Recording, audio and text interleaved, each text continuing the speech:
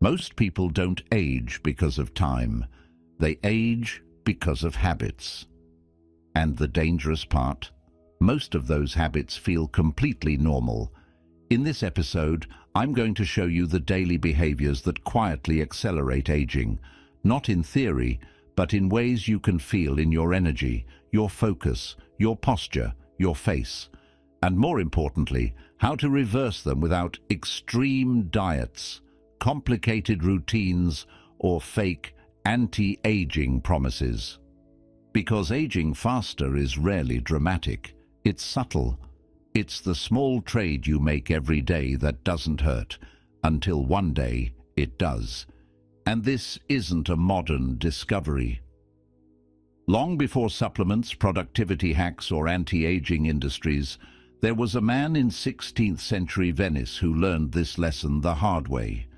In the middle of the 16th century, in Venice, there was a man named Luigi Cornaro who did what many people do when life is comfortable. He made excess feel normal. He was a nobleman with money and access, which meant rich meals, late nights, indulgence as routine, and the quiet assumption that the body will simply keep up because it always has. But the body keeps a different calendar than the ego. Cornaro wrote that by his late 30s, he was already collapsing in slow motion, weakness, constant discomfort, a kind of internal instability that made him feel older than his age. Not the dramatic kind of illness that forces a Hollywood transformation, but the more insulting kind, where you still look functional enough to keep showing up, yet you don't feel like yourself inside your own skin. And then something happened that matters more than whether every detail of his account is perfectly measured. He got honest. He stopped treating his decline like bad luck and started treating it like a consequence. He didn't chase a miracle. He didn't search for a secret herb. He changed the daily math. He cut down the excess. He tightened the routine. He turned his life into a plain experiment. What happens if I stop feeding what's destroying me? He later wrote about this in his discourses, and the core idea still lands hard in a modern world that loves shortcuts. You don't reverse damage by wishing, you reverse it by removing the habits that create it. That story is a mirror because most people don't age suddenly. They age quietly, steadily, invisibly, through small trades made so often they stop feeling like choices. A little less sleep for a little more screen time. A little more sugar for a little more comfort. A little more sitting for a little less effort. A little more stress for a little more control. The bill doesn't arrive the same day you spend the money. It arrives later, as fatigue, as stiffness, as dullness in the skin, as shallow breathing, as a face that looks like it's carrying weight even when you're smiling. The Stoics would tell you something both brutal and freeing. Time is not yours to command. Nature doesn't negotiate, but your actions are yours. Your attention is yours. Your restraint is yours. Your willingness to train is yours. In other words, you cannot stop the hourglass, but you can stop shaking it. You can stop accelerating the slide with habits that pretend to be normal. And if you're listening to this and you feel that quiet fear, like maybe you've been speeding up the process without meaning to, good. That fear can be useful if it becomes clarity instead of panic. Because this episode isn't really about vanity, it's about vitality. It's about staying capable, staying sharp, staying steady. It's about not waking up one day feeling like your body betrayed you, when the truth is softer and more uncomfortable. Your body was warning you, and you were too distracted to hear it. Here's the frame that changes everything. Aging, in the practical sense, is the balance between wear and repair. Wear is inevitable. You live, you work, you stress, you move through weather and disappointment and deadlines. That's wear. But repair is optional in the sense that your daily choices either protect it or sabotage it. Repair is sleep. Repair is real food. Repair is movement. Repair is sunlight at the right dose. Repair is calm in the nervous system. Repair is connection. When wear is higher than repair for long enough, you don't just get older, you get older faster. And the Stoic spine underneath all of this is the simplest tool you'll ever use. Separate what you can control from what you can't. You can't control the fact that you will age. You can't control that your skin is human and time is real. But you can control whether you live like a person who respects their future self, or like a person who keeps borrowing from tomorrow to pay for today's impulses. You can control the small decisions that, repeated, become your face, your posture, your breath, your energy. So let's make the invisible visible. Let's name the daily behaviors that speed up aging, not as moral failures, but as patterns that can be changed. And the first one is so common that people almost get defensive when you mention it, because it feels like you're criticizing their life. I'm not criticizing your life, I'm protecting it. The first accelerant is broken sleep. Most people talk about sleep like it's rest, like it's a pause, like it's a luxury, but sleep is the body's maintenance shift. It's when deep repair happens. Hormones are regulated, inflammation is cooled, the immune system is recalibrated, memory is organized, tissue repair is supported, and the brain is cleaned up in ways you can't do while you're awake. You don't just wake up not tired, you wake up repaired, or you wake up unrepaired and call it normal. And here's the modern trap. You can feel functional on low sleep for a while. That's what makes it dangerous. Your body compensates. You use caffeine, you use adrenaline, you use stress, you use the pressure of the day. But underneath, the debt builds. It shows up as cravings that don't feel like hunger, more like desperation. It shows up as irritability, anxiety, and a mind that can't hold focus without friction. It shows up as slower recovery from workouts, more aches, more stiffness, more brain fog. And it shows up on the face, because the face is an honest messenger. Puffy eyes, dull skin, tension in the jaw, a kind of tiredness that no good morning can disguise. If you want a Stoic way to think about sleep, think of your body as the instrument you use to practice virtue. You can have the strongest mind in the world, but if your instrument is wrecked, your choices become smaller, your patience becomes thinner, your courage becomes harder to access, your discipline becomes fragile. Stoicism isn't anti-body, it's pro-capability. It's the philosophy of staying sovereign over yourself. And sovereignty requires the basics. So here's a question to ask tonight that cuts through excuses without shaming you. What are you doing at night that you call relaxation, but that actually steals repair? For most people, it's the same loop. Screens too late, the mind overstimulated, doom scrolling disguised as unwinding, late caffeine, late heavy food, overthinking in bed as if rumination is productive. And then you wake up and blame age, when the real culprit is that you didn't give your body a full maintenance cycle. A practical move, simple, not glamorous, is to choose a consistent sleep window and protect it more days than you break it. Not perfect, just consistent. Your body loves rhythm. It heals better when it can predict. And if you struggle with this, don't start with a massive overhaul. Start with one boundary, 30 minutes less screen time at night, replaced with something that actually downshifts your nervous system. Dim lights, a shower, a short walk, a page of a book, slow breathing, anything that tells the brain the hunt is over. The Stoics had a daily practice that fits here beautifully, a short evening review. Not to judge yourself, to observe yourself. What did I do today that made me stronger?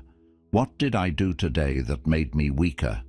If you can answer those honestly, you're already ahead of most people, because most people live on autopilot and then act surprised when autopilot takes them somewhere they didn't choose.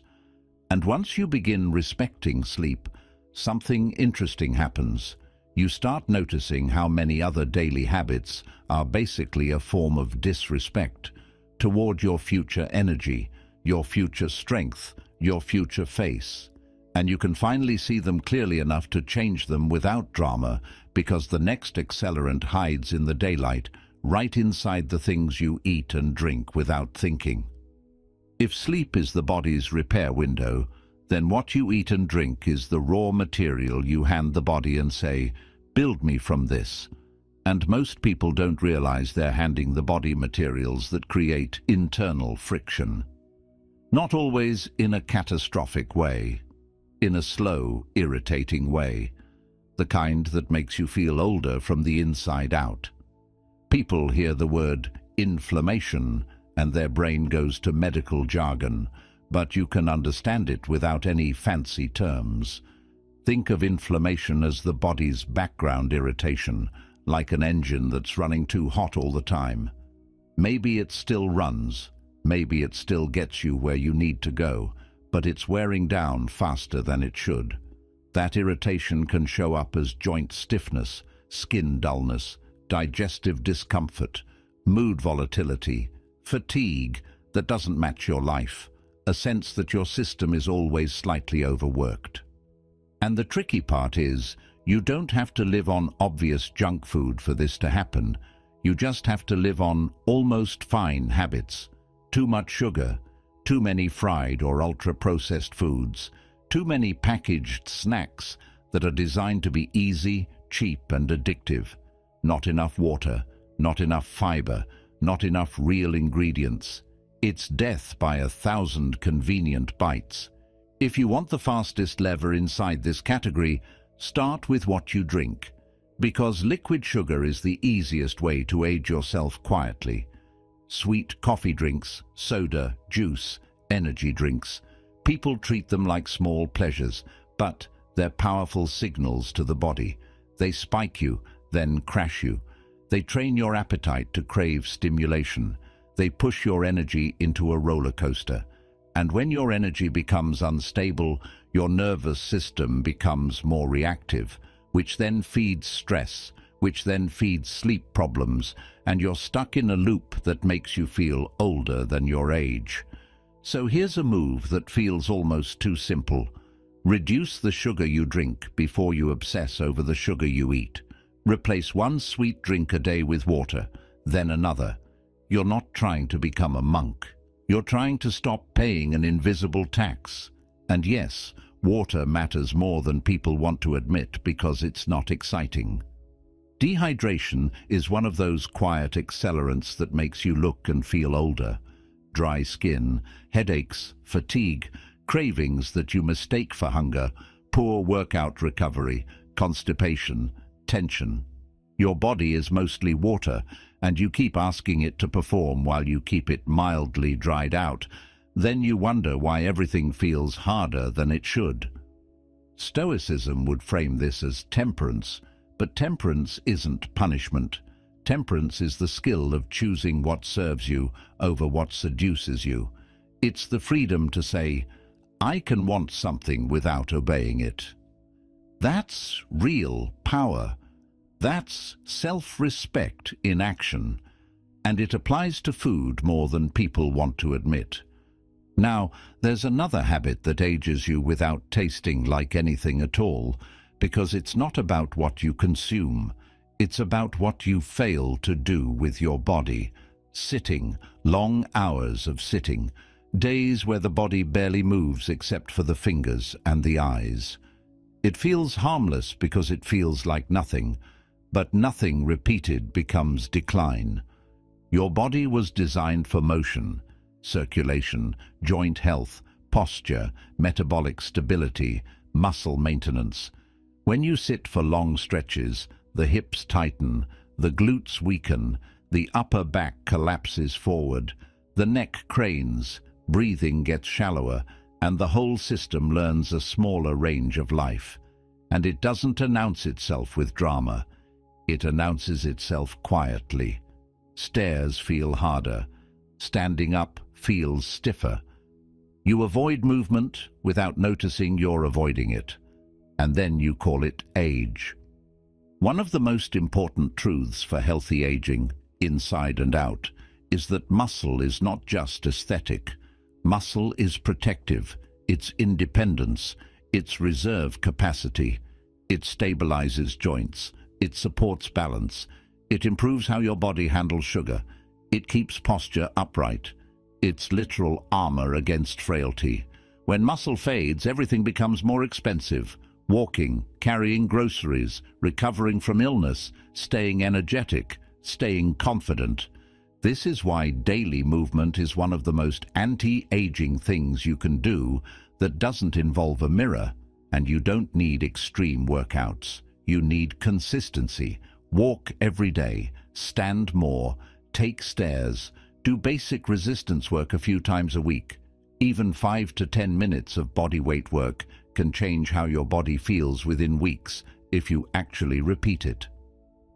There's a Stoic principle often paraphrased as turning obstacles into training. In plain terms, it means you stop waiting for perfect conditions and you use what's in front of you. You're busy? Then movement becomes micro-movement. A short walk after meals, a few sets of squats while the kettle boils, stretching your hips for 2 minutes before bed. It's not glamorous, but it works because it's sustainable. The goal isn't to be impressive. The goal is to be durable. And durability is what keeps you younger in the ways that matter. Energy, breathing, posture, confidence, resilience. It's the difference between feeling like life is shrinking your world and feeling like you still have space to move inside your own body. But even if you slept better, ate better and moved more, there's a force that can still age you faster than any food: chronic stress. Because stress isn't just a thought, it's a biological environment. And if your body lives in that environment long enough, it starts to look like it. There's a kind of stress that comes and goes. Deadlines, challenges, hard conversations, and that's normal life. Then there's the other kind, the kind that moves in and becomes your background music. You wake up tense. You go to bed tense. Your jaw is tight without your permission. Your shoulders sit high like you're bracing for impact. Your mind replays conversations as if rumination could rewrite reality. That chronic stress is one of the fastest internal accelerants of aging because it shifts the body into a constant state of threat. When the body believes it's under threat, it behaves differently. Sleep becomes lighter. Recovery becomes slower. Cravings become louder. The immune system can become less balanced. You hold tension in the face, forehead, eyes, jaw, and your expression starts to carry your inner weather. People think aging is just lines and wrinkles, but a huge part of what makes someone look older is chronic tension. You can see it in the eyes. You can see it in the posture. You can see it in the breathing. And here's where Stoicism is not abstract at all. It's practical neuroscience before neuroscience had a name. The Stoics insisted that the event and your judgment about the event are not the same thing. In modern language, your interpretation becomes your physiology. If you interpret everything as personal, everything becomes inflammatory. If you interpret uncertainty as catastrophe, your nervous system becomes exhausted. If you interpret every delay as an insult, you burn yourself with anger you think is directed at the world. Epictetus taught, in essence, that people are disturbed less by things and more by the views they take of things. You don't need to memorize that. You need to use it. Because the most anti-aging mental habit is learning to pause between stimulus and response. Not to become passive, to become sovereign, to stop the mind from lighting the body on fire over stories. A simple daily practice is to catch rumination early. The moment you notice the spiral, replaying, predicting, catastrophizing, ask one question: what part of this is actually under my control right now? Then do one clean action that is yours and release the rest. Send the message you've been avoiding. Write the plan you keep postponing. Take the walk that clears the nervous system. Drink water. Eat real food. Go to bed. Not because these actions magically solve life, but because they stop you from leaking energy into useless internal battles. And something changes when you do that consistently. Your face softens, your breathing deepens, your sleep improves, your posture becomes less guarded. You start looking like someone who belongs to themselves. That's the real glow people chase in products. They're chasing the appearance of inner stability. Now, the modern world makes this harder because it constantly keeps your nervous system stimulated. Even when you're not in danger, you're flooded with signals that mimic danger. Notifications, constant news, constant comparison, constant novelty. And two of the biggest forces here are light and screens. Your body is designed to respond to daylight. Natural light anchors your internal clock. It tells your system when to be awake and when to wind down. If you live indoors under artificial light all day, then stare into bright screens at night, you confuse your circadian rhythm, and confusion has a cost. Sleep becomes less restorative. Energy becomes more unstable, mood becomes more reactive, and then you compensate with caffeine and sugar, and the loop continues. At the same time, there's the opposite problem: too much sun without protection. Sunlight is useful. It supports rhythm and, for many people, vitamin D. But repeated, unprotected exposure over years damages the skin. Again, the Stoic move is balance. Get daylight and fresh air regularly. Protect your skin intelligently. Don't live at extremes.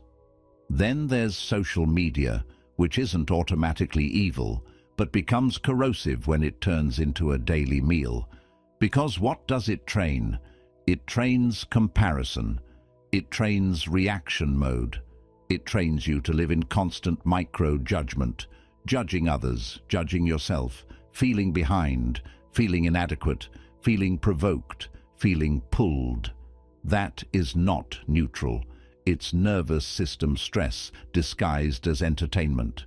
And here's a simple test. After you scroll for 10 minutes, do you feel calmer, clearer, and more grounded? Or do you feel slightly tense, slightly rushed, slightly dissatisfied? Most people feel the second, but they keep feeding it anyway, because the brain confuses stimulation with nourishment. The Stoics treated attention like a moral resource. What you repeatedly attend to shapes who you become.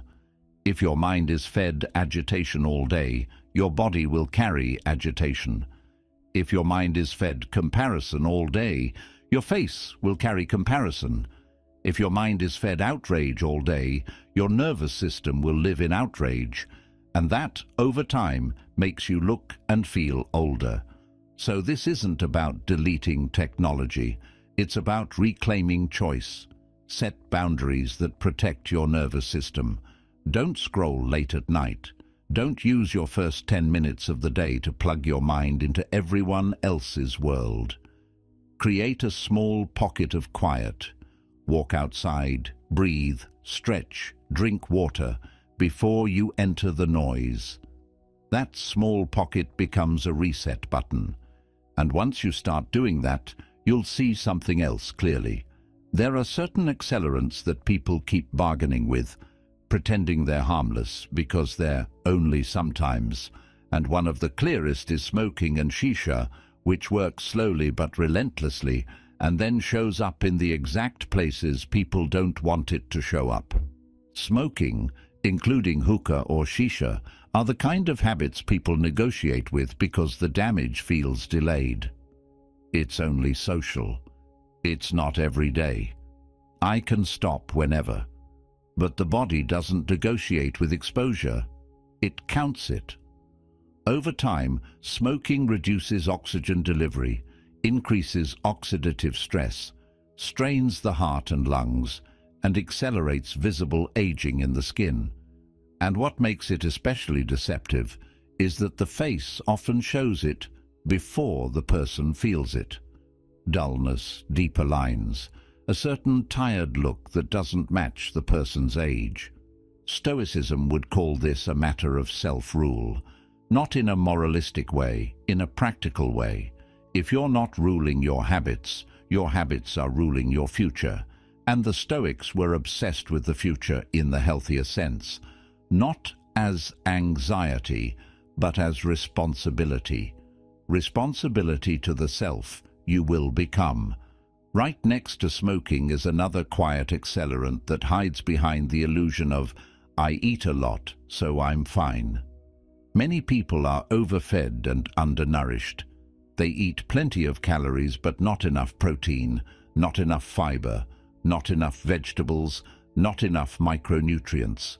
And the body can't build resilience out of empty material. Protein matters because it helps maintain muscle, and muscle is the internal youth structure people ignore until it's gone. Fiber matters because it supports digestion, appetite regulation, and metabolic stability. Vegetables matter because they deliver the small nutrients the body uses for repair. You don't need perfection. You need a baseline. The baseline is what your body uses to either rebuild or degrade. And then there's the factor that people treat as emotional rather than biological: loneliness. A lack of real human connection ages people in a way that's hard to measure but easy to observe. The nervous system calms when it feels safe with other humans. Real conversation, laughter, being understood without performing. These aren't luxuries, they're part of health. When connection is missing, stress increases, sleep gets worse, mood becomes more brittle, the body braces itself more often. Over time, you can see that bracing in the face and posture. The Stoics weren't advocating isolation. They believed humans are social by nature. They emphasized community, contribution, a sense of belonging to something larger. Not because it's sentimental, but because it's aligned with human design. If you remove connection, you remove a form of nervous system medicine. So now let's make this actionable in a way that doesn't require you to become obsessed. Because the goal is not to micromanage your life. The goal is to stop accelerating decline unconsciously and start supporting repair consciously. Here's a 2-week protocol that tends to create noticeable change, not in a magical way, in a measurable way. Walk for 20 minutes every day, not intense, just consistent. The walk is a signal to your body that you still move, you still circulate, you still build. Make your sleep window more stable. Pick a bedtime and wake time you can keep most days and protect it more than you break it. Reduce sugar drinks first. That one change often improves energy and cravings quickly. Drink enough water that your body isn't running mildly dehydrated all day. Add protein to meals.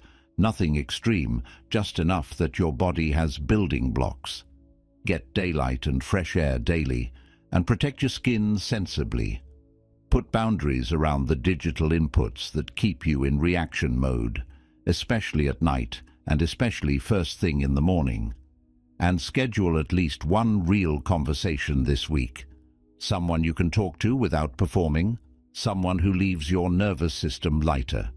Track one simple metric for 2 weeks, your energy at midday, or your breathing on stairs, or how quickly you fall asleep, or how your face looks in the morning. Not to become vain, to become aware. Awareness is the beginning of control, and control, in the Stoic sense, is not domination of life, it's mastery of self. Now, here's the deeper point that ties Cornaro's story to your life. You don't stay young by chasing youth. You stay young by removing what prematurely ages you. You stop paying interest on bad habits. You stop borrowing from tomorrow. You stop shaking the hourglass, and you replace that with quiet, repeatable respect. The Stoics had a reminder that sounds dark until you understand it. Remember, you will die. Not to make you anxious, to make you serious. Serious about what you practice. Serious about how you spend your nervous system. Serious about the way you treat your body. Because the tragedy isn't aging. The tragedy is living in a way that makes you tired of being alive. So here's the question I want to leave you with. And it's a question worth sitting with in silence. What is one normal habit you've been tolerating that your future self will pay for? And are you willing to change it now, while it's still small enough to be easy, and while your body is still willing to reward you quickly for basic respect?